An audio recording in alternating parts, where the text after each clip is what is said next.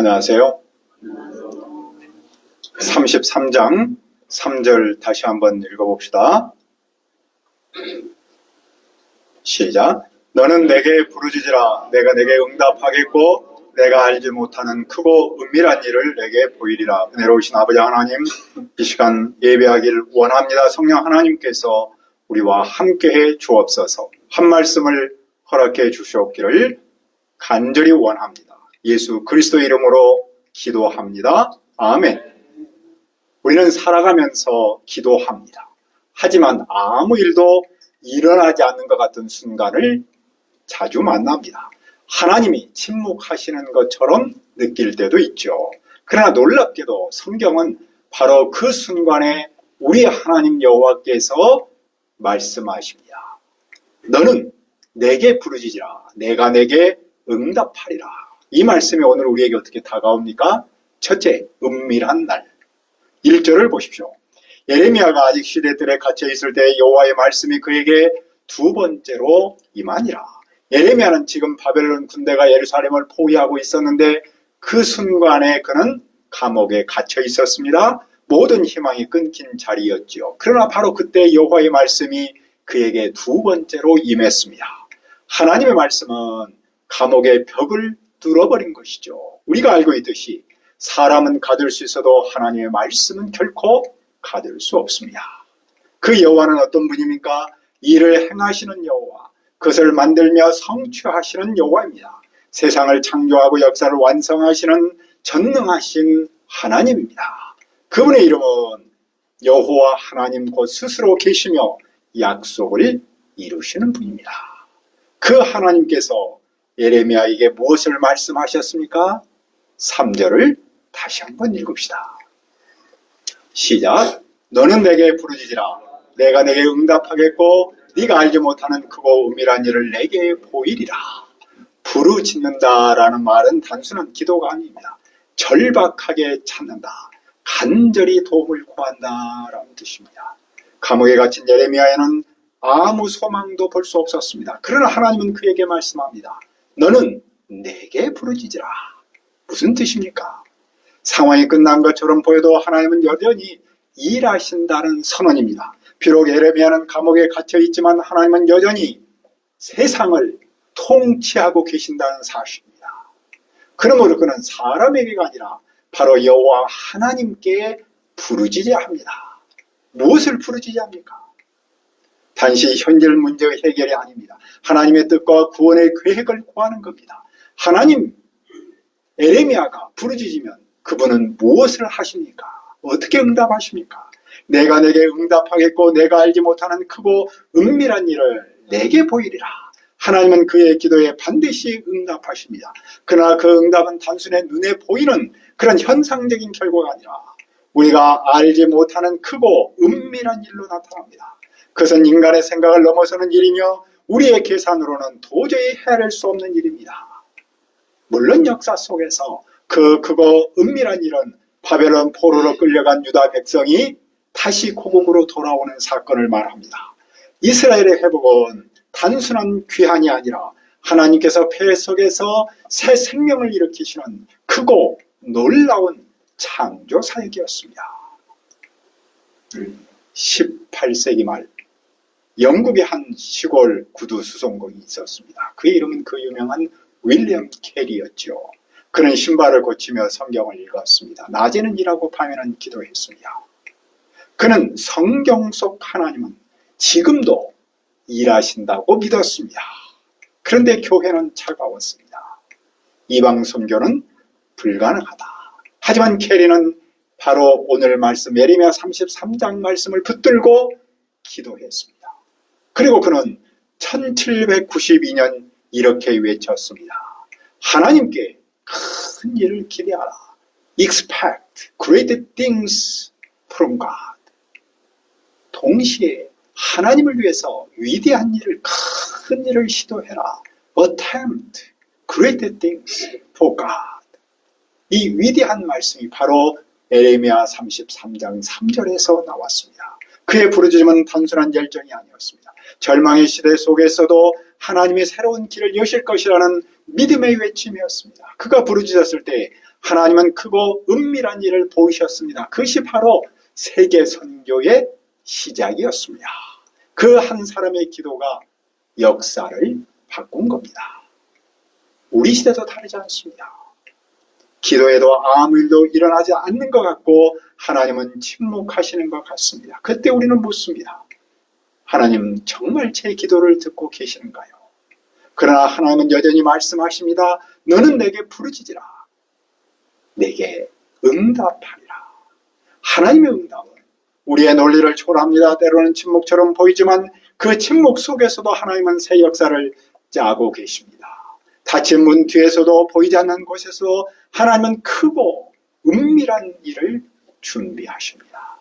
그러므로 우리의 부르짖음은 절대로 헛되지 않습니다.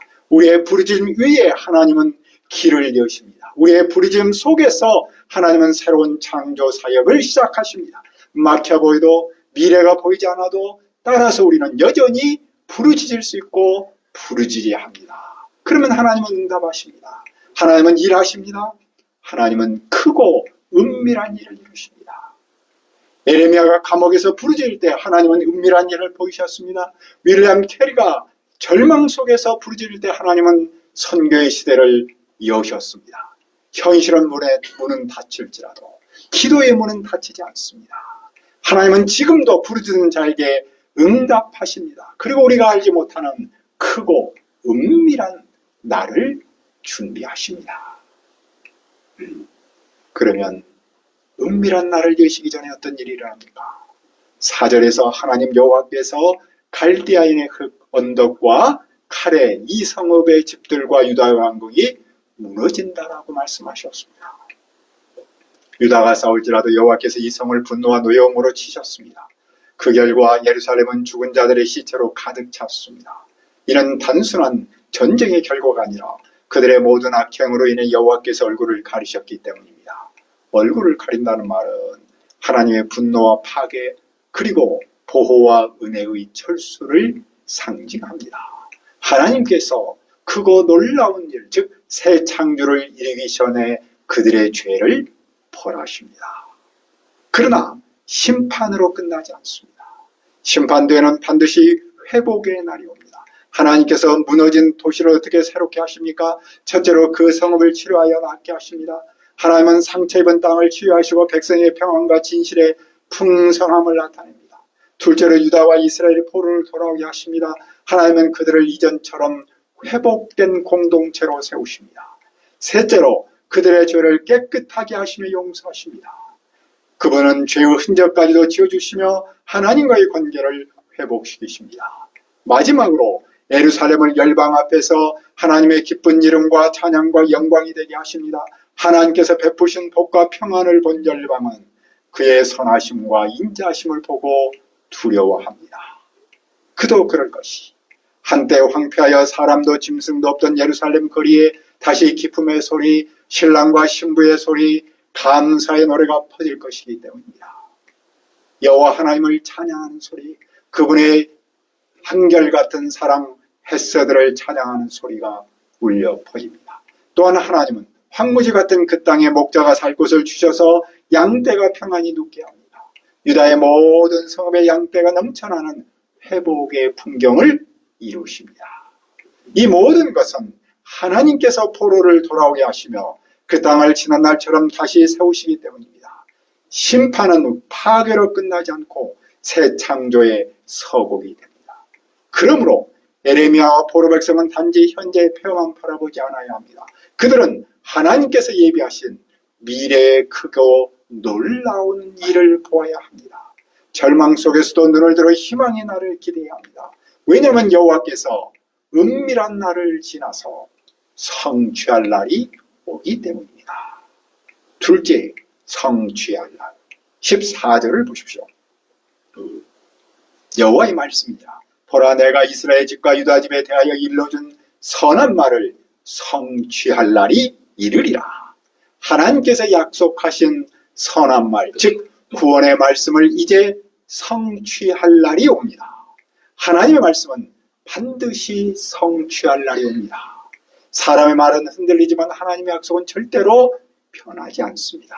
그날 그때 여호와께서 다윗에게 한 의로운 가지가 나도록 합니다. 다윗의 나무는 사실은 유다의 멸망과 함께 베어진 것처럼 보였습니다.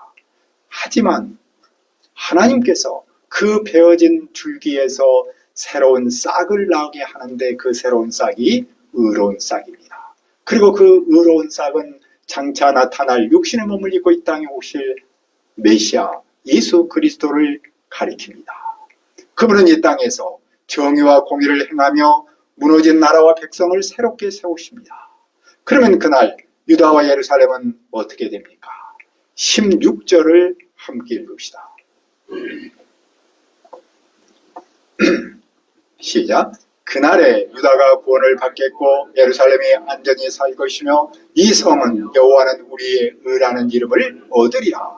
이 성은 예루살렘을 말하는데 단지 건물만을 말하는 것이 아니라 하나님의 언약 공동체를 상징합니다. 우리의 의란 하나님과의 언약적 관계 속에서 회복된 올바름을 뜻합니다. 그리고 이름을 얻는다라는 말은 새로운 정체성의 부여를 의미합니다. 사람이 이제 예루살렘을 여호와는 우리의 의다라고 부릅니다. 이는 하나님께서 우리 의로움의 근원이다라는 뜻입니다. 예루살렘은 과거 율법을 통해서 스스로 의로워지려고 했지만 실패했습니다. 그러나 하나님은 너희가 아닌 내가 너희의 의가 되겠다라고 선언하십니다. 이것이 바로 복음의 핵심입니다. 구원은 인간의 행위를 기초해서 주는 것이 아니라 바로 이 하나님의 의를 기초해서 주는 것이죠. 불순종과 부패로 가득했던 예루살렘에서 하나님은 의로운 가지인 메시아를 일으켜 세우십니다. 그리하여 의의 도성, 그 하나님의 의가 드러나는 공동체로 변화시켰습니다. 그 결과 그 도시는 새로운 이름을 얻었습니다. 그 이름이 바로 여호와는 우리의 의다라는 뜻입니다. 이 말씀은 단지 옛 예루살렘을 회복하는 것을 말하는 것은 아닙니다. 오늘을 살아가는 우리에게도 하나님의 백성, 예수 그리스도를 믿는 사람에게 세 가지 분명한 메시지를 줍니다. 첫째는 정체성의 회복입니다. 하나님의 백성은 스스로 의롭다라고 말하지 않습니다. 하나님의 의 안에서, 즉 그의 의의 완성이신 성취하신 예수 그리스도 안에서 우리가 의롭게 되었다라고 말하고 더 나아가서 자랑까지 하는 겁니다. 둘째는 공동체적 의의 삶입니다. 예루살렘 도시를 말했습니다. 신앙은 개인의 경건에 멈추지 않습니다. 교회 전체가 세상 속에서 하나님의 의를 드러내야 합니다. 세상이 교회를 볼 때 교회는 여호와는 그들의 의다라고 말할 수 있어야 합니다. 셋째로 복음의 증언입니다. 세상이 불의와 혼합으로 가득할 때 교회는 그리스도의 의를 드러내는 복음의 표징이 되어야 합니다. 다시 말해서 우리의 삶과 예배, 사랑과 섬김을 통해서 캠퍼스와 이웃에 여호와는 우리의 의다라는 그 이름을 드러내야 한다는 겁니다. 그러면 다윗 왕조의 미래는 어떻게 됩니까? 10절에서 여호와는 다윗 왕조가 영원히 끊어지지 않게 하신다라고 약속하셨습니다. 또한 18절에서 말씀하십니다. 내 앞에서 번제를 드리며 소제를 사르고 다른 제사를 항상 드릴 레위 사람 제사장도 끊어지지 않는다. 하나님은 예배의 불이 꺼지지 않도록 하십니다. 왕권이 유지되는 나라, 예배가 끊어지지 않는 공동체, 이것이 바로 하나님 나라의 본질인 것이죠. 이것이 영원한 나라의 기초입니다. 여호와는 그 사실을 어떻게 강조합니까? 19절부터 22절까지 하나님은 수사적 가정법을 사용하여 당신의 언약이 절대로 변하지 않음을 선언하십니다. 만일 낮과 밤의 질서를 깨트려 낮과 밤이 제때 오지 않게 할 수 있다면 그때 다윗과 맺은 언약도 깨뜨릴 수 있다는 거죠. 레위 제사장과의 언약도 깨뜨릴 수 있다는 겁니다. 하지만 그것은 불가능한 일입니다. 낮과 밤의 질서를 깨뜨릴 수 없듯이 하나님께서 다윗과 맺은 언약, 레위 제사장과의 맺은 그 언약을 깨뜨릴 수 없다는 겁니다. 하늘의 별과 바닷가의 모래를 셀 수 없듯 하나님 여호와께서는 다윗 후손과 레위인들을 셀 수 없을 만큼 번성하게 하십니다. 하나님의 약속은 우주 질서보다도 더 확실합니다. 그러나 당시 유다는 어떻게 생각했습니까? 하나님께서 자기를 버리셨다고 생각했습니다. 하나님께서 우리를 버리셔서 세상 사람들 우리를 무시한다라고 생각했습니다. 하지만 하나님은 낮과 밤의 질서를 정하셨고 지금도 그것을 유지하십니다. 그러므로 다윗 언약도 결코 폐해질 수 없습니다. 오히려 하나님은 포로된 자들을 돌아오게 하셔서 불쌍히 여기십니다. 왜 여호와는 이 사실을 이렇게까지 강조하실까요? 그 이유는 분명합니다. 다윗 왕권과 제사장 직분은 유다 백성에게 신앙의 중심 축이었기 때문입니다. 예루살렘 성이 무너지고 성전이 파괴될 때 왕도 없고 제사도 끊어졌습니다. 사람들은 하나님과의 언약이 끝났다라고 생각했습니다. 하지만 하나님은 바로 그 순간 선언하십니다. 다윗과의 언약은 폐해지지 않았다. 레위 제사장과의 언약도 끊어지지 않았다. 하나님은 언약의 하나님이시고 다시 말해서 언약을 반드시 지키시는 하나님이십니다. 그런데 현실적으로 보면 다윗 왕조는 더는 존재하지 않았습니다. 바벨론 포로 이후 왕자는 비어 있었고 제사장직도 사실은 재물의 피와 함께 역사 속에서 사라졌습니다. 그렇다면 무슨 뜻입니까? 그 약속은 다윗의 후손으로 오신 예수 그리스도 안에서 완전히 성취된 겁니다. 나사렛 출신 다윗의 후손 예수님께서 유대인의 왕으로 오셨습니다. 그분은 왕으로 사실 뿐만 아니라 제사장으로 중보하는 분입니다. 그분 안에서 다윗 언약과 제사장 언약은 하나로 결합하여 영원한 언약, 새 언약으로 완성했습니다. 에레미야가 감옥에서 들은 하나님의 약속은 역사 속에서 예수 그리스도 안에서 완전히 성취되었습니다. 다윗 왕권은 그리스도 안에서 완전한 왕권으로 세워졌고 제사장 직분은 그분의 십자가 부활을 통해서 완전한 제사로 이루어졌습니다. 그러므로 오늘 우리의 왕은 여전히 살아계시며 우리의 예배는 절대로 끊어지지 않습니다. 3절을 다시 한번 읽어봅시다. 시작. 너는 내게 부르짖으라. 내가 내게 응답하였고 네가 알지 못하는 크고 은밀한 일을 내게 보이리라. 하나님은 우리의 부르짖음을 들으십니다. 하나님은 은밀한 날을 준비하십니다. 그리고 그 날을 성취할 날로 바꾸십니다. 그러므로 우리는 이 믿음과 소망으로 오늘도 하나님께 부르짖습니다. 그 부르짖음이 내 인생을 바꾸고 우리 공동체의 역사를 새롭게 하기를 기도합니다. 은혜로우신 아버지 하나님, 이 시간 너는 내게 부르짖으라. 내가 내게 응답하겠고 내가 알지 못하는 크고 은밀한 일을 내게 보이리라라는 말씀을 주셔서 감사합니다. 하나님은 우리의 부르짖음을 들으십니다. 하나님은 은밀한 날을 준비하시고 그 날을 성취할 날로 바꾸시는 분임을 믿습니다. 그러므로 우리가 이 믿음과 소망으로 오늘도 하나님께 부르짖도록 도와주옵소서. 그 부르짖음이 내 인생의 길을 바꾸고 우리 공동체의 역사를 새롭게 하기를 간절히 원합니다. 예수 그리스도의 이름으로 기도합니다. 아멘.